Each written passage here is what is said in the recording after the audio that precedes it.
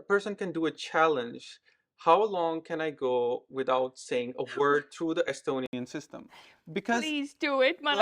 hello everybody, my name is Manan. Welcome to my channel. I have a very pink-haired guest here today with me. This is Kedi. She is an Estonian. She was born and raised in Estonia. And, well, she actually lived in Australia. She has actually traveled more than 70 countries. And her husband is an Australian. She got married recently on paper. But she's getting married like properly with all the unicorns and stuff That's right. on soon. Very soon, yes, in September. It is not too far away, and I still have so much organizing to do. Yeah, I can Thank you for imagine. reminding. Yeah, now I know why Estonians put off marriages for so long. That's right. Yeah, it's like it's such a huge challenge, like a logistical challenge. Like doing project management, doing logistics, doing recruiting. Like I think once you do the marriage, you're like a proper certified business person. That is absolutely 100% true, yes. Yeah, I can't imagine. So all the best on that side. But okay, so let's talk a little bit about you. So you're also a recruiter. So what do you do these days now? So at the moment, I work in Genius Sports. I work as a full-time recruiter. Well, I've just actually changed companies because I was on mat leave, and then whilst on mat leave, I think a lot of women are like, "Well, what am I going to do with my life? Where am I going?" So I changed fields a little bit. So I'm now working in sports tech, which is it's super interesting. It's really exciting. And yeah, we have a very like diverse and very international office. So that's everything that I'm for. So So how, let's talk a little bit about your early life. So you grew up in the 90s, Estonia. I did, yes. Well, I was born in the Soviet Union. I lived in the Soviet Union for 18 days. And so the day when my parents picked my name, so whenever they went to the registry, that was the day that Estonia got its freedom, 20th of August. Oh, wow. So yeah, it was definitely a very different time. I remember us not even affording a car, and yeah, we lived on the farm in South Estonia, so it's very different. We've come a very long way since then. Yeah, you mentioned South Estonia. So you grew up in the southern part of Estonia, which is near Latvia. That's right. So was there any, like, I understand that it was like still not very city-like, not many people, but how was it there when you were growing up at that time? You went to school there? I did, yes, I did, absolutely. It was tough. It was tough. It was definitely tough for everyone. You know, it's everything that you hear. Like no work. It's just life is just a struggle, constant struggle. So having seen that and what we now have in Estonia, I think it's a polar opposite. Absolutely. Like I remember times when my mom and dad, they wouldn't have money to buy food, so we would have to go to the forest to pick berries to eat, you know, and this was reality back then. Wow. So how was it growing up in school, especially in the newly independent Estonia? What was your school time like? It was really good. Like I think education has always been really good in Estonia. I was a bit of a crazy teenager, so my mom might have different memories from my my school days, but all in all, it was yeah, it was great. It's just that we definitely didn't have any fancy stuff like computers or whatever. Yeah. But, sorry, how old are you? I am 36 and 7 days. Oh, there you go. Well, this is a birthday podcast then. Yeah. Yes, well, yeah, so you would probably remember a lot of the same stuff. Yeah. I mean, I remember back in the early 2000s, I got like a first computer, and that was like an internet, not even for many more years. So it was like, yeah, back in the old days when, you know, like I remember back in Pakistan, we used to have these little scratch cards. Yeah. where you would actually scratch and you would get like a number, and then you would have like internet for like 30 minutes or something, and you would make sure that you can use that, and you would like I don't even know what we used it for. Like we didn't have Facebook, but I guess we just browsed websites. That's right. Like we just saw websites. That's pretty much what we did. Yes, it was like the open. We call it what were they called? Oh, open points of internet or something like this. And you would like rush there after school. Like who gets the computers? There's like 3 computers in the town, and Yeah. what do you do? So we had this page called Neti, like internet, like Mm-hmm. neti.ee, and then you could like check the horoscope. Okay. Yes, and then stuff like this, and then there was like a business registry. So it's actually quite interesting that how you definitely notice this. There's a lot of companies that are called like AA rent or Mm-hmm. AA1 Mm-hmm. something, or this was because in the business registry in neti.ee you would be the first one to come up Oh, so it was like because alphabetically. alphabetical. Okay, okay. That's right. So yeah, it's Oh, very wow. very interesting times. Wow. So how was your experience with the computer? Like when did you get it? Like Well, probably also like maybe 2003 or something. I mm-hmm. remember one of my friends, they had like a digital camera Mm-hmm. and they had a computer. Their dad did something with the computer, something really computery. Nobody really understood it. But yeah, so we would like gather all of our friends, classmates, we would gather there, take pictures, and then we could like somehow through a wire put them in a computer, and then everybody could put it on a floppy disk. Mm-hmm. So this is,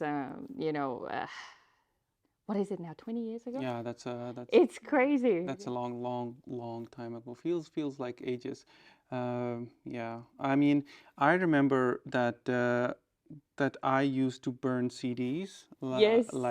and that there was this like you used to have like a CD reader, and then there was like a special kind, the CD writer, and then there was even one special more kind, the CD rewriter that could write on the written disc That's over, right. and I think I still have like a bunch of like those CDs that I would like just run, and so I like when you like it's very important to know that anything that you downloaded was precious because you spent like hours on that, Exactly. like doing that. LimeWire or Yeah, yeah, yeah, yeah. yeah, that's So it right. was really, really precious, and you can't just delete it. You can't No. just let it go. My husband tells me all the time, please get rid of your CD collection. We don't even have a CD player. I can't. Yeah. It's so precious. All of my summer remix, Kedi 2000 and something. And it's absolutely, I 100% agree with you. Yeah, there are so many CDs that I have that I can bear myself to throw away as well. So okay, so you grew up in Estonia, and did you move to Tallinn at any time? I did. Well, since like I told you, my teenage years, it was a little bit crazy. So my mom thought that maybe she will ship me to Tallinn to live with my relatives, so I will like get better. So I did live in Tallinn for maybe 9 months or something, Mm-hmm. like one school year, and then I just hated it. I just didn't like it. It was too big. There was too many people. I didn't understand why would people want to live here, and yeah, I went down south. So for me, moving back here now, uh, has it been 6 years now or 5 years that I've lived here? It was such a difficult thing to do. It was like this goes against my nature. You definitely, you've been here for so long. You know that South and North Estonia are always like, we're like brothers, but I don't really like you very much, and we have like this constant rivalry. This is probably like you guys in Bangladesh, or like Yeah, like yeah. okay, you're like a relative, but I also Oh yeah, yeah. like keep away from it. But like tell me a little bit more detail because our viewers might not know. But what is the difference between North and the South, and what is like the rivalry? Like what do people talk about? I know that Saaremaa and Hiiumaa are like Yes. rivals as well. But what is it between North and South? North and south. Oh, the difference is that there's so much to do in North Estonia, Mm-hmm. obviously, and like eventually most of the youngsters, they will move to the north, but it's like in the south we have this like you know, we come from the country, we come from struggle, like we have been, you know, doing a lot of really difficult farm work, like, you know, you don't know. So it's very much, I think it's very similar, like, to the ghetto culture. This is what, because I was a big rap fan, still am, going to the 50 Cent concert as well. Oh wow. So I think it's a lot of that, like, you don't know my struggle, but it's very, like, I romanticize the life in my head, like, it's very nice. You have the fields, you have the forest, you have the simple life, you know. But at the same time, like, if I would move back there, like, I don't know what I would do. Like, it's just, there's just not too much opportunity if you actually want to, you know, get somewhere. Yeah, and I'm guessing that is like a big reason why people are like moving out, or they have moved out, because I know that a lot of people, or there are a lot of towns which are shrinking in the south of Estonia. That's right. You can buy an apartment for 3,000 euro. You Yeah, know, like, yeah. it's it is like that. So, but thankfully, because the world is changing, Yeah. if COVID gave us something good, it's the flexibility of work. Yeah, yeah, So exactly. if you don't like people too much and you can do your work remotely, Anywhere, yeah. And yes, if you don't like people too much, that is actually most of Estonians. So, so then you might as well live somewhere. I'm from Austalia, a very, very small town. So why not? Grow your potatoes and do your IT work. Yeah, I remember the one time I experienced that kind of life was I went to a friend. She invited us to her island in Hiiumaa, and we went to their country house, and it was, you know, like no flowing water, toilet outside, like that, and you truly feel like you are like I don't know how people living in the forest would feel. That's right. That you are. I am a person of the earth now. That's right, exactly. I Or- grew up from yeah. the earth, and I'll Yes. go down in this too. Yeah, That's it's definitely not for everybody. it's not, but like it has its novelty. Yeah, yeah, of course. And I think the closeness to the nature is also, yeah, something that you sort of like forget or don't feel so much when you're living in, you know, like big cities. I mean, it's kind of amazing because you always feel that shock. I always talk about like Hiiumaa or Saaremaa, but every time I come back from those islands to here, it's like a shock again. It is. Like, isn't it? oh my God, so many people, really? Yeah. Why do I do this? Yeah. Traffic, 1 Yeah. kilometer, 40 minutes. Yeah, yeah. And it's not even that, like you could No. go from here to New York or like Australia, and you would feel that, okay, what I was like, it's so relative in that way. It is. It is. You're 100% right. But like, I think Estonians are very much like, you know, we don't believe in anything because why would we? But we believe in the nature. Yeah. Like everything that we believe in is like is somehow tied to the magic of the nature and Yeah. stuff like this. So yeah. Okay, so about Australia. So how did you move there, and why did you move there, and when was that exactly? That was in 2013, start of 2013. So I finished university because this is what a good Estonian does.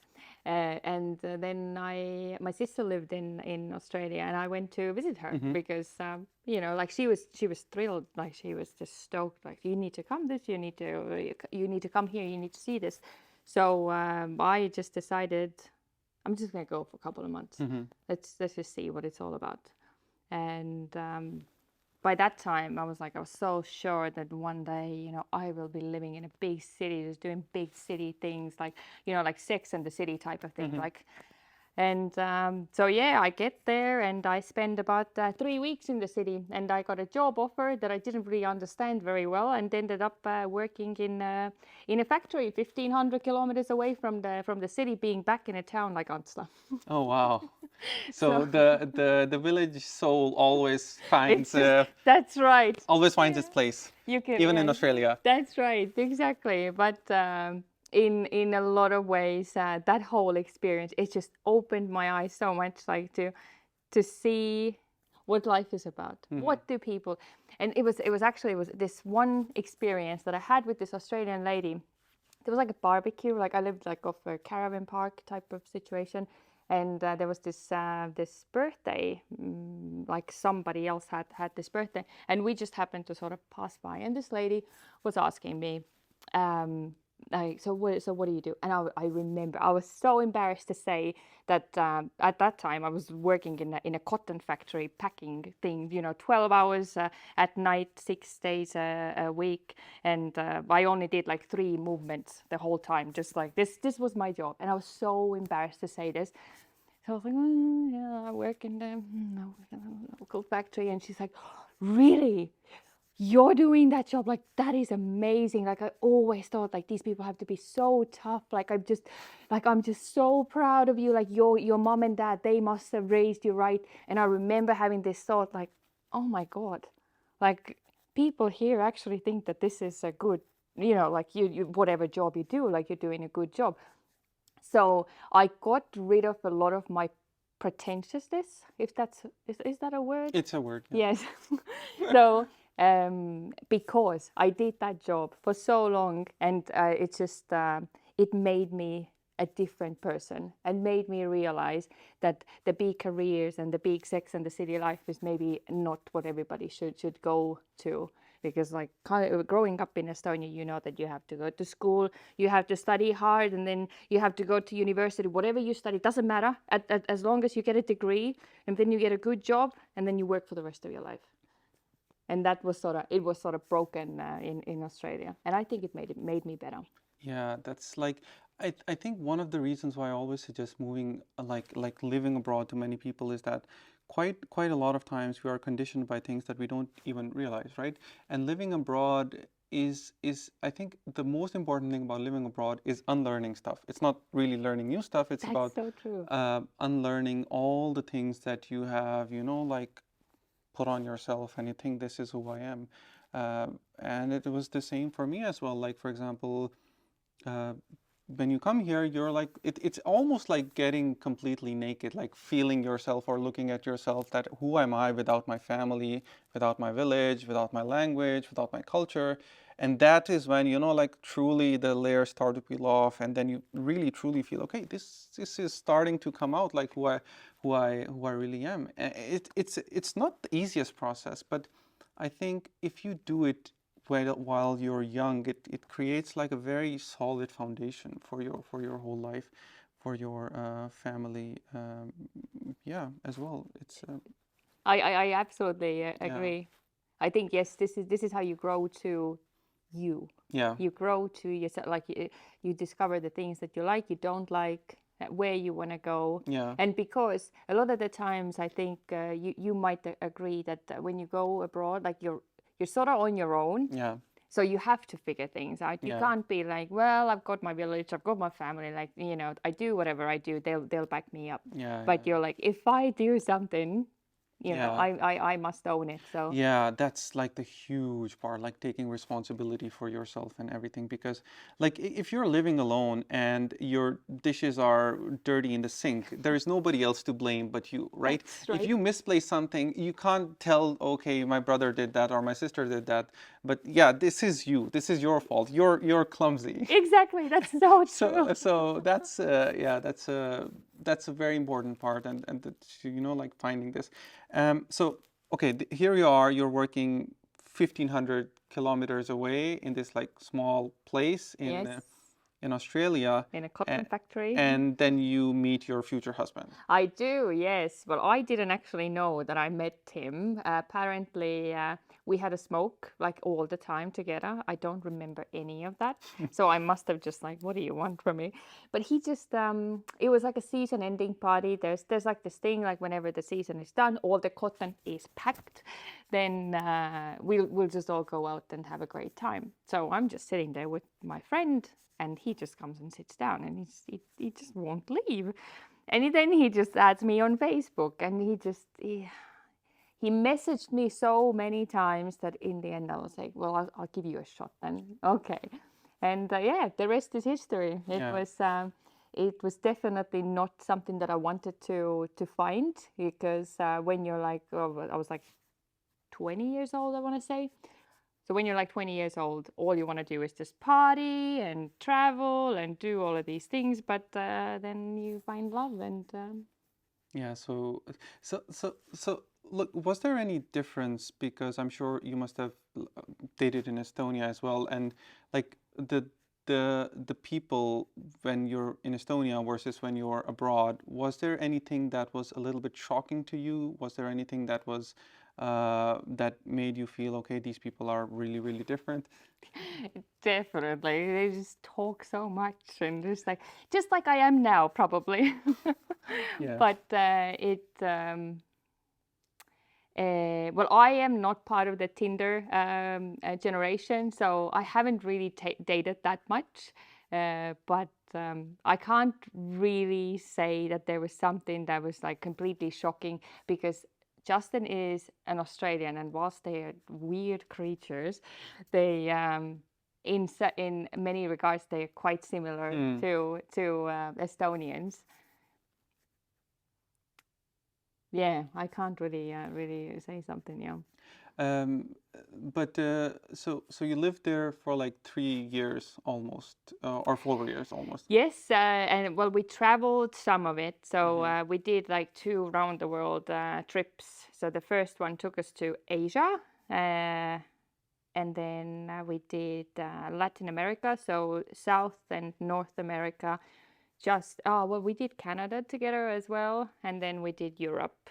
So well, pretty much, well, we haven't really discovered Africa that much. So how was it like traveling around the world and then seeing different cultures, especially Asia as well? Because I know there might be some similarities between Australia and Estonia in terms of like open nature and all that, but I mean Asia is like completely This different. is So just how a was it? How was it like? madhouse, yeah. Yeah. Oh, it was great, and I think I did the right thing going to Asia first Hmm. because like that was just such a shock that after where did I land?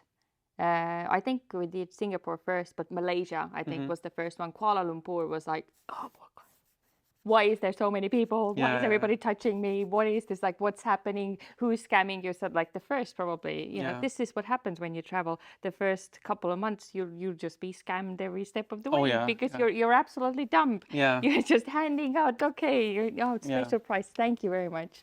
So there's actually a funny story with scamming. This is how I got my engagement ring. Okay. So in Bangkok, there was this one day I was like, I just don't want to go out. Justin wanted to go and see some floating markets. I was not interested. So he went alone. He walks out of the hotel and gets picked up by this man who's like, today is like a government tax-free holiday, and I'm just going to this jewelry shop just to like take advantage of this tax-free day. And then there's like randomly a tuk-tuk driver that just happens to be this person's friend and just helps them. And it was like scam 101, but Hmm. like he was like, oh, this is great, like I've got friends. So he's taken to the jewelry store. He buys a ring for like $800 or something, so it wasn't even cheap. And so he comes back and he's like, oh, like, look at this, I got such a great deal. Can you imagine, I go out on that one day a year where there is a government tax-free Yeah. tax-free thing. Like, yeah, you got scammed. So he actually put that on a credit card. So he got the ring and he disputed the credit Transaction. card charge. So he actually scammed the shop himself. Wow. So And then years later, I get this ring as wow. an engagement ring. So Oh, your engagement ring has a story to it. that's Not right, every exactly. engagement ring has a story, Exactly. other than, a guy just really, really working hard to get the That's right. money. But your engagement ring has actually like a really good story. So yeah, Exactly. A scam in Bangkok. yeah. Um, so you're traveling around the world and you did it twice. We did it twice, yes, because we ran out of money and we had to go back to Australia to earn some more. Okay, okay. But what were you doing at that time professionally? Just odd jobs, just seasonal jobs. So everything that Justin and I worked at. So he was on like a career break. He Hmm. never traveled. He went also straight like from university to a professional career, and then he just had enough and thought that he will travel. And it was just so random that we met Hmm. at that time. So we did grain season, so we worked with like so this is like this thing like a grain site where the truck drivers will come and they dump their grain. So like we would test it and say like, oh, yours goes H1, and the truck driver would be like, oh yes, H1 today, okay, big money. And then we would open like this big vat, and then the truck driver would dump it. So yes, very very brainy. You know, you would have to be very very smart to open that vat thing. So yeah, these are all the jobs that we did. We did cotton season. We worked in a winery. That was quite interesting, like making wine, and then yes, the grain season. And I think we did everything twice because we did like 2 years worth of seasonal jobs, something like this. It was really cool. It was super super awesome.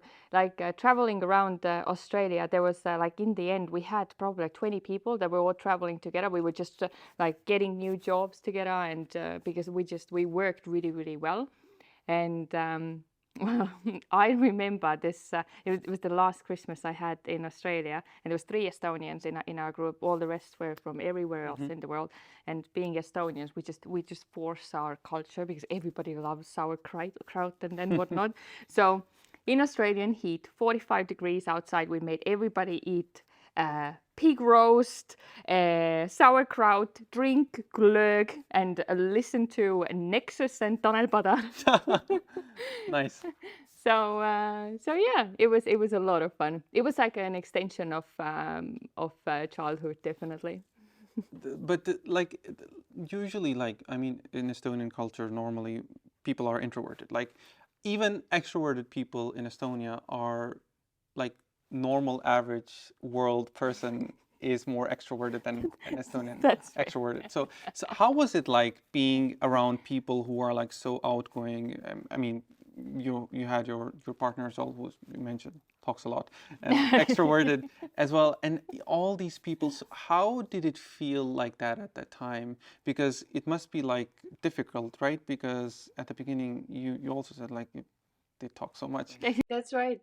It is a lot. And I think a culture shock is definitely like it's a real thing. And how long did it take for you to get over the culture shock when you came to Estonia? Almost 3 years. 3 years. Yeah. That is just it's crazy because like it's such it's such a terrible feeling because you feel like, I don't belong here. I Yeah. don't belong. Every single day you're like, I don't like this. They don't understand me. Mm. I don't understand why they do this. It was definitely like this in Australia. And now when we go and visit, Justin feels it a lot because he's like, why are they talking to me? What do they want? Like, do you have some hidden agenda? Especially in like supermarkets, they're like, oh, what are you buying today? Oh, this is chocolate. Oh, yeah. It's like in Estonia, you go and you're Yeah. very very lucky to say to get a hello. Yeah, like I remember in COVID times there was times when I wouldn't speak for like weeks. Uh like even in Estonia, if you go out, then you don't have any reason to speak, like No. at all. Like it's so weird that I'm pretty sure a person can do a challenge. How long can I go without saying a word through the Estonian system? Because Please do it, man. like Please. like even if you go to the police office, there is a possibility that you don't have to say anything. Like I go to the person, I take my ticket, and then when I'm there, and then I just give my card. That's right. That's it, and then the person looks at it. Maybe I have like a TRP permit. She goes up. She brings brings the envelope. She takes it out. She put it out. She checks it, and then she slides me a paper. She circles the signature. I I sign it. I give it back. That's it. That's it. That's Like it. That's like right. and I mean, of course, like you don't necessarily need to talk in the grocery stores as well. No. Like understood. There is no reason to talk in There is Estonia. absolutely no reason to talk. That is, man, you need to do this challenge. Oh my Yeah, god. yeah, this is so weird. Like I just got this idea. Like you can, yeah, you can do a verbal fast in Estonia for the Verbal longest time fast, and that's still live a functioning life. Like, Absolutely, absolutely. and be considered social as well. Like I can go to like an event and then just sit there. say nothing. Yeah. Just be like, Yeah. That's fascinating. I don't think any place else that you can do. Yeah. So coming back to Estonia, you came yeah. back to Estonia. How was it like after living abroad? Like was there a reverse cultural shock? Oh my God, I cried every day. Like Really? Yeah. I was literally slipping into depression because it was so difficult.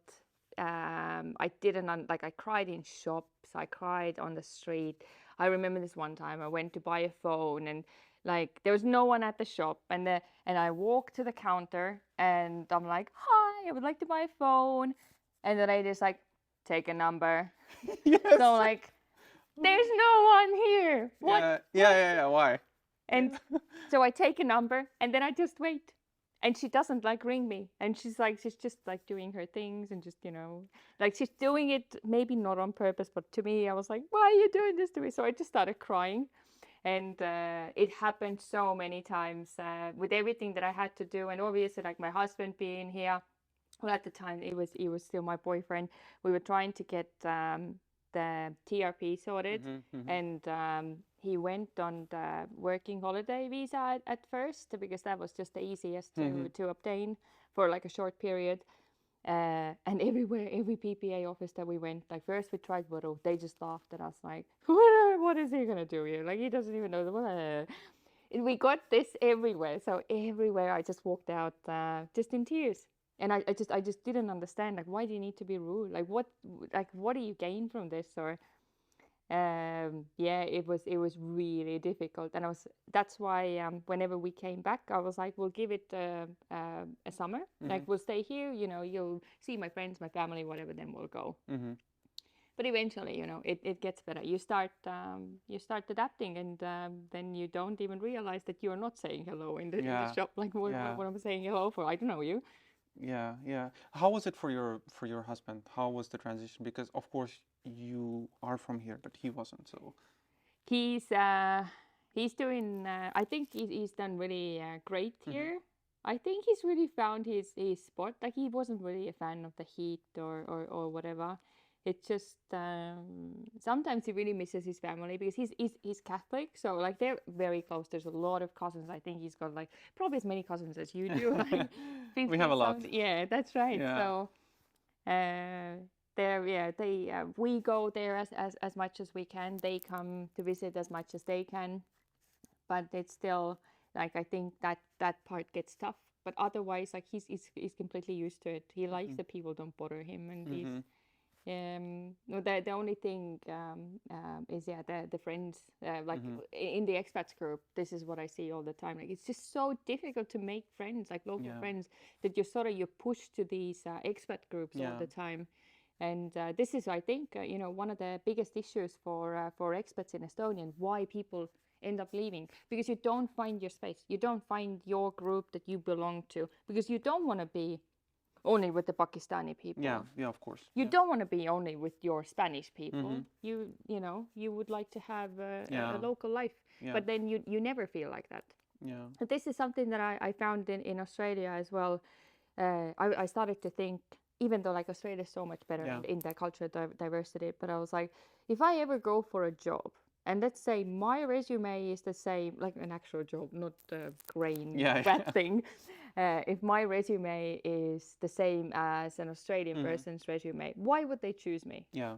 Because like I'm an outsider. Like they might be like, well, what do you want? Like, why would we choose you? And this is something that I always thought about. And I think this is a lot what the expats in Estonia feel as well. Yeah. I think that's one of the, like I've talked to a few people, and what ends up happening is that eventually you get sucked into your own bubble. Like for example, if you are from Pakistan, or you are from I don't know, like Australia, for example, if you don't do a lot of effort, like it's a lot of effort, then you sort of start to sink down into your own Australian or Pakistani or Indian or these people. And then once you get into that, then it's very, very hard, because like it's it takes a lot of effort to make friends, like friends that you can count on. And like one of the limitations of it, like the English language, I find is that there is just word friend, but there are like so many levels of having a friend, That's like a right. person that you can talk to anytime, a person that you can share, a person that you're an acquaintance. And for me, I found that some of my closest friends are like Estonian as well, but I have known them for 8 years. Like I Yeah. first found them through the university program, and then we kept talking and talking, and then we got to know each other a little bit more, and then we kept talking. But I think the only way to make friends in Estonia is there is no rushing it. It's like growing a plant. Like really, that it's like growing a plant. You all you can do is water it, make sure that there is sun, and then you just You're wait. just right. That's right. Yeah, that's the only way to make friends in Estonia. And if you don't have like 3 years or 4 years or 5 years, then just lower your Yeah, expectations. don't That even bother. yeah, Don't start the farm. yeah, don't do that. So yeah, it's definitely a big challenge, but of course, people get families, and then when you have a family, I'm sure you understand that when you get a family, then your social life starts to shrink and move towards your own family as well. Yeah, like you need to have a common ground to someone that you befriend in Estonia. Yeah, Like you don't just meet somebody on the bus. yeah, There is zero chance. yeah, But yeah, like I think Justin's friends, like he's got one Estonian friend that he made on his own, not like my friends, but all the rest are just from work. yeah. That's normal with that. So I think it's really sad because people that come here for work. So like we have a lot of foreigners working in Genius, and whilst some of them have partners here, a lot of them don't.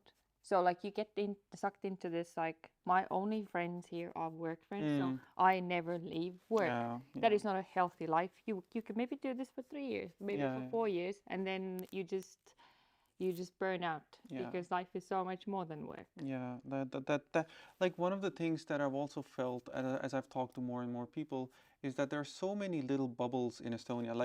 Uh, like, like back when TransferWise, now Wise was Mm. like, there was a time when it was really booming. It was a lot of people before it moved to UK, and there were so many foreigners coming here, and it's sort of like they got or lived into this Wise bubble where you only had like you would hang around with people from Wise after work, you work with them, and then like I had the opportunity to go, like get into their bubble, and it was like it was self-contained.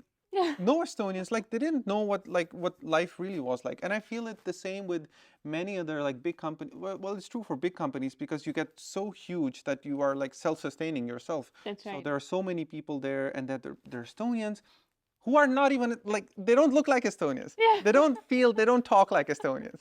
Like it's it's I don't, if your idea of an Estonian is just a person at work who's really, you should go to like I don't know, like your hometown or like some other place and then That's right. just visit that. That's not true. But It's but on that topic, I think we talked briefly about that as well. But there's a huge difference between Estonians who have lived abroad versus who have not lived abroad. yes. Have you seen the same?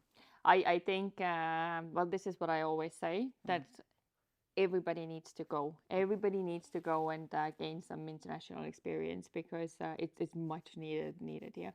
And so like I mentioned before, like Estonia is very monocultured. Like we only have our culture and our culture only. We need people to bring cool things here. You go to Mexico and you bring tacos. Now we've got tacos. We actually do have a couple of good taco places. 10 years ago when I left, we didn't. Yeah, yeah, yeah. Absolutely, like Yeah. it's just it changes. You can see people go somewhere, they see something cool, and they Yeah. bring it back. But it also, like I said before, it changes you as a person. You become more open, and this is one of my biggest goals in life in Estonia. This is why I want to stay here. I want to make things better. I want to be a good host to the people that change Estonia for the better. There's only 1 million of us. We need to import more. Yeah. Like we need to get good people and we need to make them stay. Yeah. But if we don't offer anything to them, why should they? They will do their 3 years in WISE and then move to Yeah. the UK Yeah. office. So this is a lot to do with. So I worked with international students before. That was like 100% a mission job, just to be sure that their first point of contact in Estonia is someone that is welcoming, and just like helping to guide them through the struggles that there are, definitely. Yeah. Even for me moving back, I can't imagine someone coming from India and just walking down the we were very close to the airport, so they would like walk from the airport and just be like so overwhelmed. Yeah. So I wanted them to have like this first face they see, a smiley and welcoming face. And this is what I can now continue to do in Genius, trying to be the first point of contact to those people that want to make us better. Yeah, Kedi's a recruiter, by the way. Yes. Um, Send me your LinkedIn. yeah, it's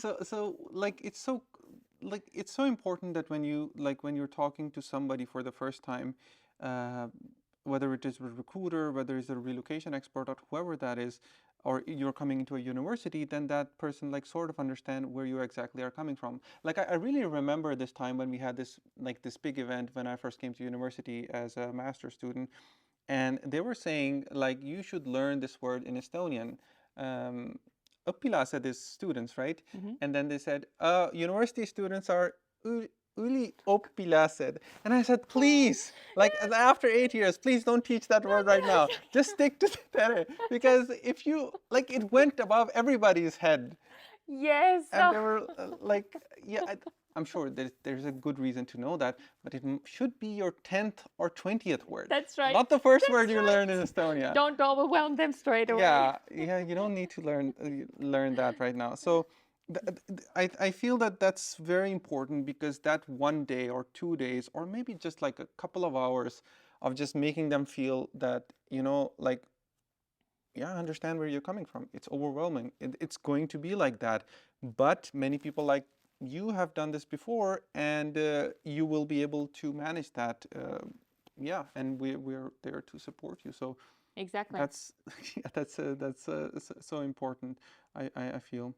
Yes, absolutely. I feel that if you encourage people to grow, then yeah, you need to like maybe hold their hand a little bit at the start, especially in a country like Estonia, where a lot of the people might not be welcoming, and there is a lot of struggles. How long did it take for you to get a family doctor? Oh, it took a very long time. I don't even remember. Like I've stuck with her for such a long time. Well, of course, because if you get one, you won't let them go But anymore. I got it at the end of my master's, I think 2 years. 2 years 2 it years, took you. yeah. Yeah, there's just a lot of struggles Yeah. that there are. So we need to, as Estonians, we need to like sometimes just hold up a mirror and see what we can do. But like you have like gone out of Estonia, you've come back to Estonia. How have you seen in your life Estonia change, particularly with its attitude towards foreigners? Have you seen any difference? Definitely. Like I think it's the biggest change has happened when I am now back. Like whenever I came back, I think it was just starting, and like politics in Estonia before that was very boring. Like there's nothing going on. Everybody was just doing their thing, and you wouldn't really hear much. But it kind of goes to show what a poop show the politics is at the moment. That there are topics that are rising that we need to fight about a little bit, and there are a lot of people that think that foreigners should come. Everything should be very equal, and we should stand for the values that maybe some of the Western countries or west of Europe stands for. So I can see that things are moving in the right direction, but it didn't start until maybe 2010 or something, because I did an Erasmus semester abroad, and that was a big thing. Like I was like, why are you going? Like like you can just work in Võru in the summer. But the Erasmus coordinator that we had, like he had a lot of trouble finding people that want to go abroad. But I'm sure that nowadays Yeah. it's like, you know, People are lining up. yeah, that's right. Yeah. I'm okay. I won't go this year, but I'll go next year. Like Yeah. put me in the line already. Yeah. Yeah. So yeah. that it just goes to show the mentality. Yeah, and I myself, it's like it's only been like 8 years, but I have seen a very huge shift. I mean, younger people in Estonia, they have like a probably TikTok has done that more, but like they have such a huge like mindset. Like even though they are here, they see everything from an international lens. Like I remember when I used to post a lot on TikTok, there was this they were making like if there was a meme on TikTok about Pakistan, then it was in Estonia, and people were making same memes about that. So it's such a game changer. And then like younger people in Estonia, especially, I don't even feel that they have this rigid lens of you're a foreigner or you're a local or you are an Estonian, because they're so they have seen so much of the outside world even while they're here. And I think there are, as you said, there are a lot of more opportunities to travel and to see, particularly Erasmus, and then that comes here, and then people move abroad as well. Yeah, yeah. There and it gets better with every generation. Yeah. It's just that I might be throwing my parents under the bus a little bit here, but whenever I grew up, my parents thought that homosexuality is a disease, like you can actually cure it, and this is like something that is just, like there's something wrong with your brain. And now, like obviously, we've got like people around us that have now come out and said that this is how I want to live my life, and only then they have realized like, oh, but I've known you for like 10 years, but you're completely normal.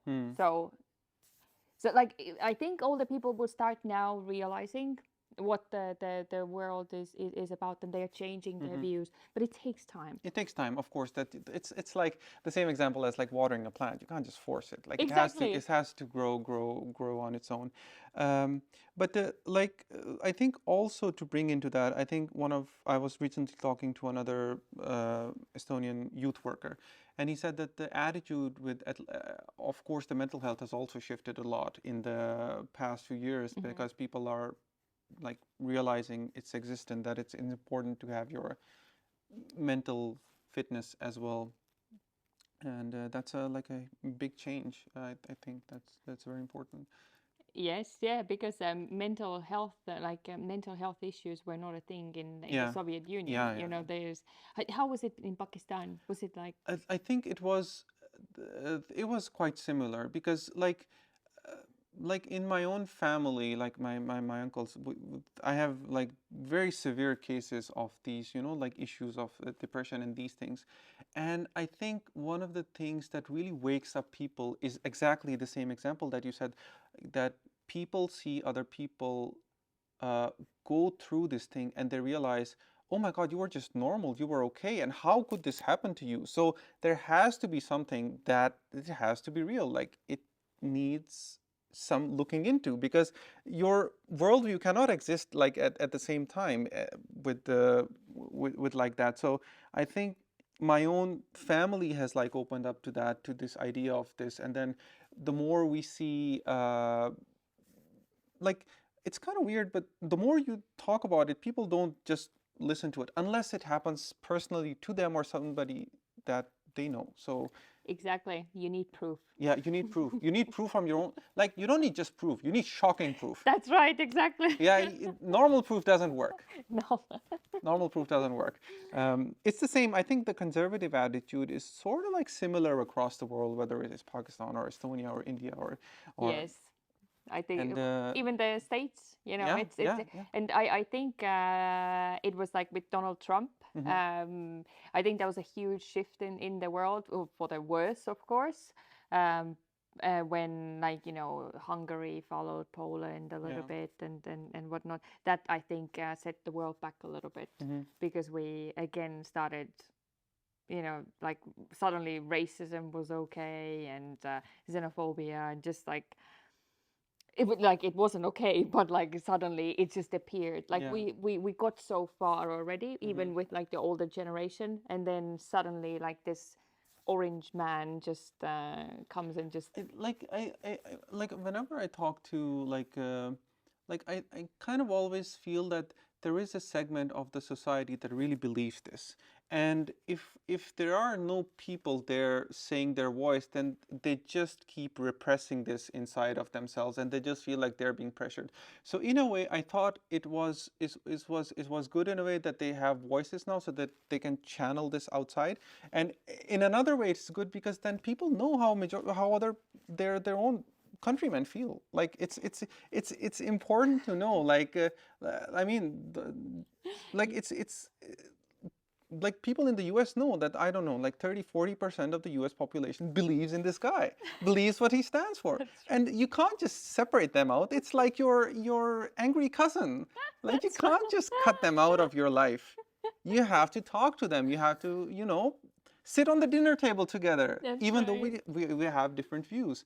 And I think this is this attitude of like sometimes I feel that it gets a little bit difficult, particularly in Estonia, to just talk, to just talk about these things. That it's okay Yeah. that we can have very difficult views, but we can talk about food. We can talk about, I don't know, movies. We can talk about living in a different place together, or struggling, or all these things which are like absolutely universal. We don't have to talk about particularly these things, and I don't have to force my views on you, and you don't have to do the same. So yeah, anyway, this is just It's like you're very very nice.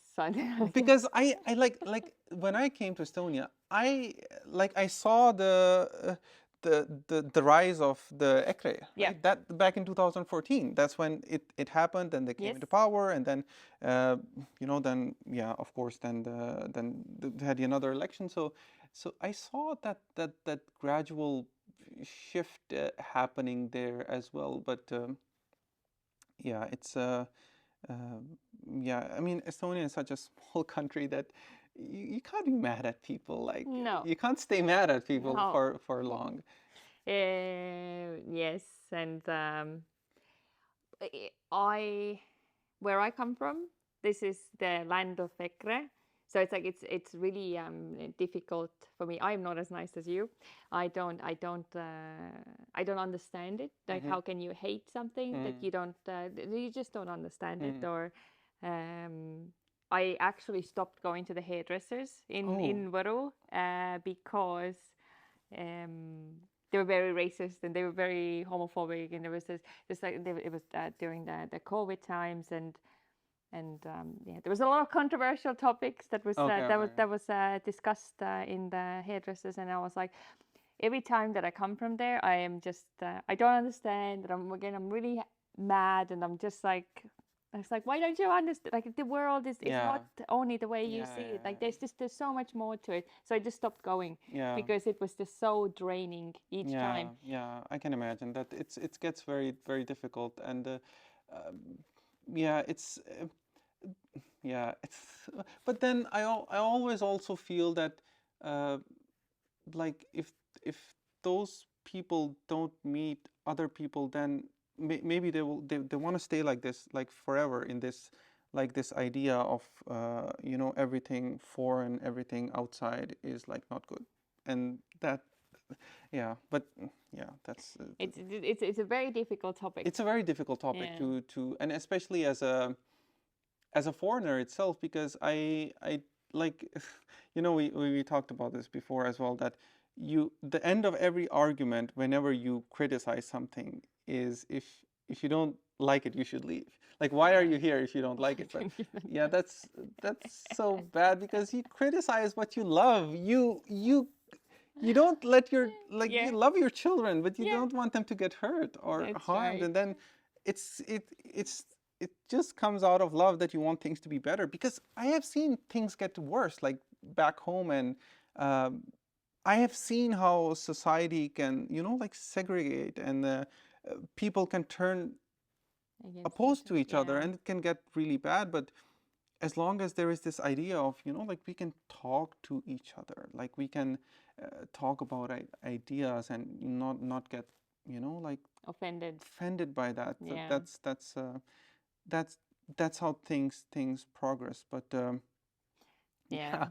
yeah, that's like it always like I'm sort of tired of that. Like you can always like predict it. Okay, if you don't like it, you should leave. Yes. You go into the comments and you're just waiting. Yeah. How many minutes till this comment Yeah, comes? yeah. That's yeah, that's usual. But anyway, I'll maybe make a video about that topic sometime. Yeah. Okay. So wrapping up. But what do you think foreigners who are coming to Estonia, because a lot of these people are our viewers as well. Like, do you have anything would you like to tell them or say to them that would help them integrate and be more fruitful contributors and then also feel much more at home? Contact me. We have great jobs in Genius Sports. But find a hobby. Definitely find a hobby, like a group where you have something in common with the other Estonian people that are in there, or international people, because as Estonians, we need something to be there for us to let you in. Because naturally, I think you would agree that we don't really trust people. We are very like, don't know. But once you're in, you're in. Like you are forever our friend. We will have you as a family. You will always be known in my aunties and uncles circles as like that guy from Pakistan, like that is always hanging out with Kedi. This is exactly how it is. Once you're in, you're in. Yeah. But yeah, this is and otherwise maybe book a holiday somewhere around like February when it's just like a little bit overwhelming. Yeah. That's right. Yeah. Because that's something that my husband said the first years, that everybody tells you about the cold, but nobody tells you about the dark. Yeah. And that's the worst part, actually. Yes, the dark is what gets you. Like for 6 months, you barely ever see the sun. So this is why, like every February at the moment, we go for like maybe 2 or 3 weeks somewhere where there's warm. Yeah. And it really, really helps. Or go to the solarium. We don't believe in skin cancer here. So. This is not medical advice, by the way. That's right. Please don't disclaimer here. Yeah. So I think that will definitely help. Or pick up alcoholism. That is also a good way to make friends. Because there is a lot of. Yeah, alcohol is like the antidote. That's right. To being an Estonian. Like, it's so weird because my friends have different personalities before and after they have drunk alcohol. Oh yes, of course. It's like a completely. But you don't drink, yeah? No. You don't drink, yeah. Okay, yeah. So. Like it's so weird that everything that it has to be kick-started by alcohol before you do anything, and the behaviors when you drink alcohol are so like fascinating and weird. It's like such a unique personalities. Like I remember I was at this concert. There was a really old Estonian band that was there in this this climbing place on Tartu Mante, this place, and there was a concert hall there as well. And I was there one time when I was it was my third or fourth year, and there was this guy who, like, the stage is here, and there are some ladies, dancing and doing all that, and there was this like middle-aged drunk guy. And what he would do is he was drunk and he would just turn around and stand in front of the ladies like this. just that. He like stays on his backside and he was just standing like this, not doing anything, completely staying there, and he was just standing there like this. And it was so like fascinating. That's another thing that you have to do during the summer. You need to go to like festivals and just like film people that are fascinatingly drunk. Yeah. That's it's like I always do. A drunk Estonian is my best friend. Yeah. They tell you that they love you, and like it's nothing is off limits. It like the first time that I took Justin to the local dive bar, it's called Triinu Bar. It's the old one, right? It is, yes, where the number one bar movie was made. Yeah, That's right. So I live very close to that.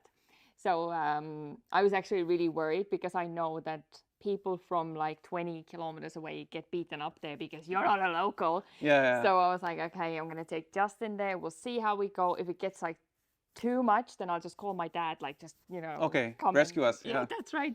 So anyway, so we walk in and I'm just being very careful. Let's get a drink and let's just go to the corner somewhere or whatever. And then people just start coming like, hi, I heard that you're not from here. Like you're from some other country. Hmm. And Justin's like, yeah, I'm from Australia. And I probably saw him for the first 15 minutes.